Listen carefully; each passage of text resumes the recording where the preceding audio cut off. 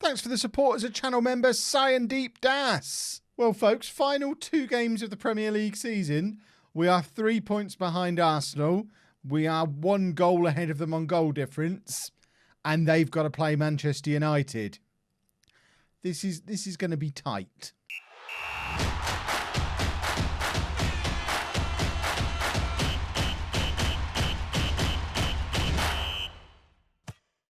Hello and welcome to Club 4, part 30 of Non-League to Legend. I'm Kevin. Coming up on today's episode, we have the final 2 games of the Premier League season. We're at home against both Brighton and Norwich. And as you can see, things are pretty tight at the top of the Premier League table. And we've played a couple of games since you were last here. We beat... we played Southampton in the last episode, I think. Regardless, we beat Wolves. We scraped past Liverpool. Goodness me, was it hard work. All of the goals done by the 18th minute, but it was there was some squeaky bum time towards the end of that game, but we did manage to make it past. And more importantly, Arsenal had a slip up. If we go back to where it was, somewhere on here. I feel like I've gone back too far. No, I haven't. There we go. Arsenal drawing 0-0 away against already relegated West Brom. West Brom only had 11 points on the board when they somehow managed to hold Arsenal to a draw. If we manage to win the Premier League this year, I am forever a West Brom fan. Also, Jair has now equalled the all-time record for assists in a Premier League season. I say all-time as in since the start of the series, because it doesn't track back before then. But Thomas Lemar, very close to that as well, because the record is 16. Lemar's on 15. I don't care which one of these two ends up winning the award, because if Lemar ends up on 20 assists, that means Manchester United probably did quite well against Arsenal, because that's who they play today. We're at home to Brighton, Arsenal at home to Manchester United. We need a win. We need United to do us a favour. And if that happens, we go into the final day. It's obviously a big if, but we would go into the final day top of the league, knowing we just have to beat Norwich to win the Premier League for the first time in, I don't even know how many years. Tottenham last won the Premier League, or I guess it would have been the first division at the time. Are we going all the way back to 61? There we go. 1961. It's now 2029. So what's that? 70 years, nearly 70 years. And we're relying on Manchester United to try and get the job done. This is the team we're putting out there. In fact, no, it isn't. That's the counter-attacking system that we used against Liverpool. It's the same 11 players, but let's do the attacking version of it. We need a win. We've got Francisco in goal, a back four of Sessegnon, Van Houston, Banfalvi and Jair. Vermonti at the base of the midfield. Gravenberch and Vargas ahead of him. Rott then in behind George and Fernando. Antonio Carlos injured and unlikely to be fit for the rest of the season. So we've got to do it without arguably our breakthrough star of the season. I don't think he'll win player of the year because Vermonti is up there for that. Fernando's top scorer. So between those and Jair, of course, there's a chance Carlos doesn't even finish top 3 for player of the season. But I don't know, you can't win signing of the season because it was January of the year before. If there was such a thing as breakthrough player of the year, Antonio Carlos should win it. But I don't know, there's so many options for young player of the year. Presumably that has to go to Jair. So we've got a lot of very good young players here at Spurs. Even if we don't, I'm getting my excuses in early, even if we don't win the Premier League this season, we are very, look at Jair doing Jair things, and we're 1-0 up after 22 seconds, and Jair's broken the record. There's assist number 17 for the season, and what an assist it is. He just skips past players as if they're not there. This is a 21-year-old defender doing this. I mean, in real life, it's like Gareth Bale, but on the other side of the pitch, because in real life, we probably stopped playing him as a fullback. But this is Football Manager, and we're playing a diamond, so the only way he gets in the team is as a fullback. He's going to be a fullback for life, and it's because Football Manager is such a wonderful thing. Manchester United have gone ahead against Arsenal because we've just gone top of the league. We'll watch this highlight and then work out what's gone on. Fernando's in. Fernando can't quite get past the Brighton keeper, but as of right now, we're top of the league. Manchester United are 1-0 up away against Arsenal. Oh, God. It's happening, but there's still so much has to go in our favour for it to actually happen. But right now, it could happen. Fernando's there, and there's goal 28 of the season for Wesley Fernando. Tottenham 2, Brighton 0. But of course, we still need to keep focusing on what's going on. Bearing in mind, I mean, this wouldn't happen in real life. These matches are taking place very close to each other, both Arsenal and Tottenham at home at the same time on a Saturday in what's effectively a title deciding couple of games. Imagine getting the tube home after these two games. It wouldn't happen, but it is happening. And I imagine the Arsenal fans can hear, I don't know how close they are together in real life. And the Arsenal fans can probably hear us singing from there though. Rott shoots from range, and I think Banfalvi's actually put that over the bar. A free kick's been awarded anyway, so it doesn't matter. But Keith Crown's been injured for Manchester United. That's potentially pivotal because obviously he's going to want to win the league for Spurs because he's a Spurs boy. But with him now not being on the pitch, there's one less player who really wants it for Manchester United. But hopefully there's enough beef between United and Arsenal over the years for them to want to just do it just to annoy Arsenal. Jair with a cheeky little back heel for Vermonti. He plays it back to Jair, plays it into Vargas and Rott and Fernando. And what a signing that man has turned out to be. I think it's being given as offside, actually. It was a stunning finish regardless. But we'll have a look at it from the other angle. It's just Jair's involved in everything, but yeah, Fernando is offside. We'll allow it, or in this case, disallow it, I suppose. Still Arsenal 0, Manchester United 1. But if I've learned anything from playing Football Manager in the last couple of weeks, it's that late goals will kill us. And I think Vermonti's got sent off here. He has.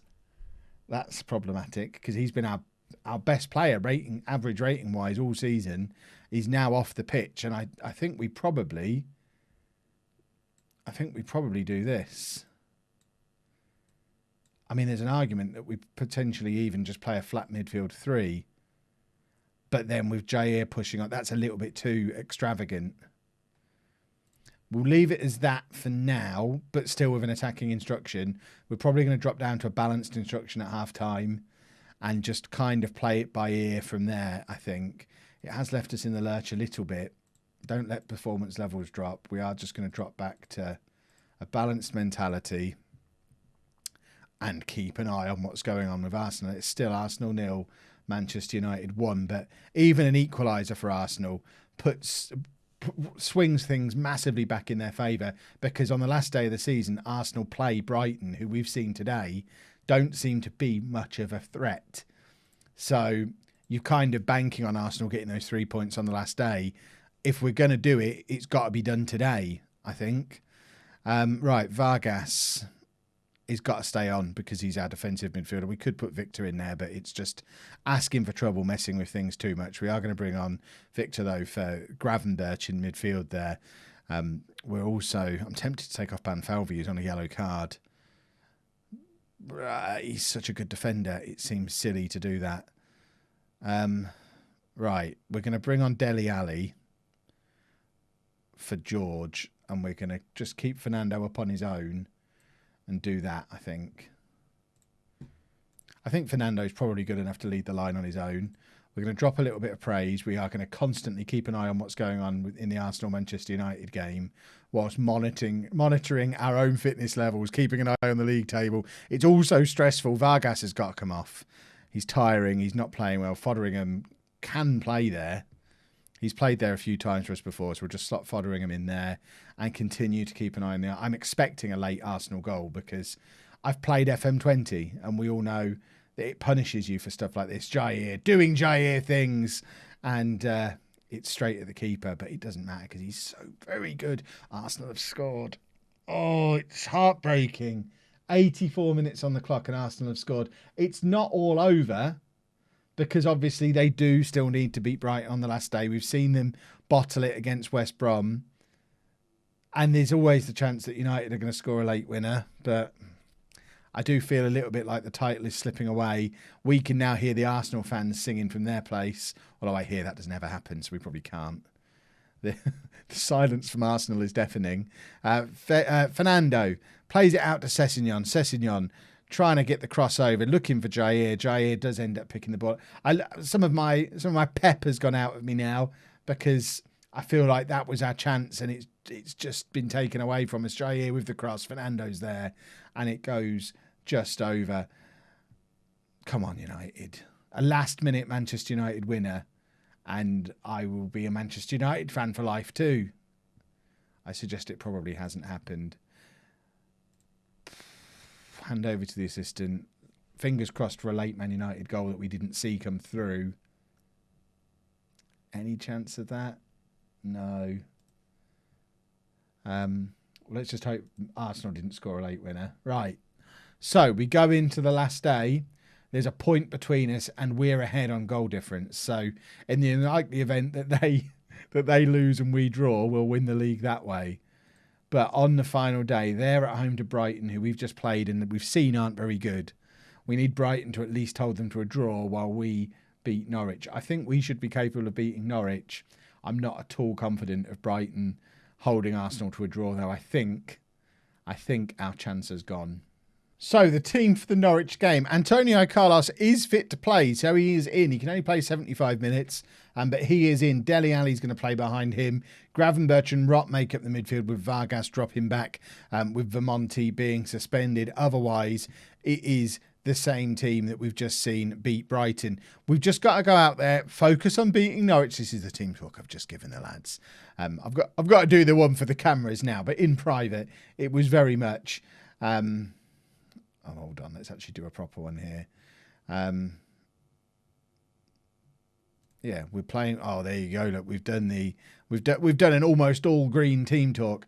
So our goal is to go out there and beat Norwich. If we beat Norwich, for a start, it'll be a record points total for Spurs. We're already level with our all-time highest points total in the Premier League of 86 points. So if we win, it's our best season ever in the Premier League at least. Jair doing some Jair things again inside the first minute. What a wonderful man he is.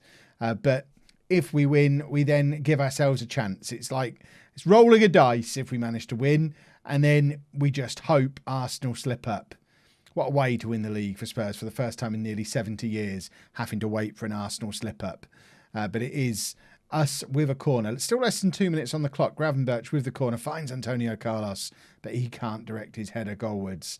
And the move just kind of breaks down and we restart with a Norwich free kick. I'm distracted because I'm constantly looking at that league table waiting for Arsenal to drop below us.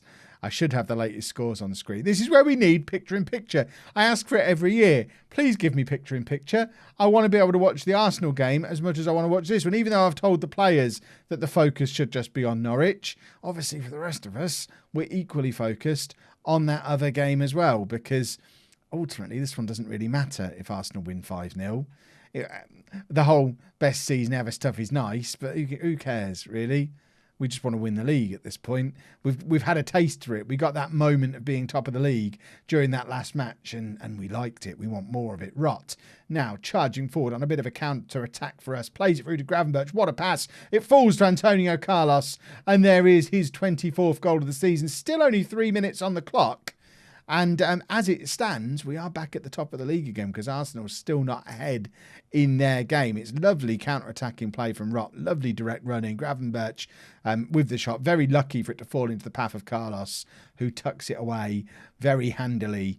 And just for a moment, here we are on the final day of the season, top of the Premier League. We know it's only a matter of time before Arsenal score. But again, we're both at home on the same... Oh, they've scored. I was going to say we're both at home at the same time again. They'll have heard us score and it puts pressure on them, but they've just gone and scored as well. So I think that's probably that. Brighton didn't seem to have any oomph about them in that last game. I think a 0-0 was our best shot, I think, of Brighton getting the upset. Rott on the edge of the area finds Jair, who scores a beautiful goal, doing some final day of the season Jair things. And it is lovely to see. And he's just going to get better and better as time goes on. Of that, I am sure. And he's 17 assists now, 7 goals. So what's that? 24 goals he's been involved in from right back at age 21. Oh, we've got some exciting times ahead with that boy. Come on, Brighton. I will be a lifelong Brighton fan if you manage to win us the league today. What can we pay them? Bribes? Are bribes a thing we can do? We could drive over to the Emirates and just start doing a 60,000 person knock and run on the door of the Emirates to distract everybody so Brighton can go and score. Fernando gets his 29th for the season to make it 3-0. But this game's kind of academic at this point. We've beaten Norwich. We've done our bit. We've ended this season in such good form. If only this run of form had started one game earlier. If the season was going to go on for another 2 weeks, we would win the league. That's the kind of form that we're in, which again, it's all positive stuff as we look ahead for next season. Because we are a good team who are young, going to get better, and we're in good form. So we should start next season with a bang. But it would be nice to cheekily win the league a year early, which is effectively what we'd be doing if Brighton do their bit. Come on, 60,000 man knock and run. Everybody cross everything. This is where we need likes on the video. If we get to 2,000 likes on this video, we'll win the league. That's how it works. I'm sure it is. But it only works if you like it straight away. Don't wait until the end of the video, because then by then it would have already happened. We need the likes now, because then we might win the league. We will win it. 2,000 likes before the end of this match. We win the league. Jair, cross to Carlos. Falls to Carlos again, and there's goal number 25 of the season for him. And I just had a heart palpitation as I saw an Arsenal score pop up, but it was them going 2-0 up. And it doesn't matter how much we're battering Norwich. We're not winning the league this time around. It's been a valiant effort from the boys, and we will come back next season bigger and better and stronger. Probably a last chance for Dele Alli, because we are actively looking to replace him this summer. I think he's probably the one player who does need a little bit of an upgrade, because he had his moment as an old man last season, but I think that time for him has now been and gone. So it's a bit of a shame that neither him or Kane managed to win the league with us. Perhaps he'll do what Harry Kane has done, and he'll leave us this summer and go and win a league somewhere else with somebody else. But it isn't going to be with us. Come on, Brighton. Please. It's 3-0 to Arsenal now. Oh, it's not even close. We've not even got last episode of the season tension.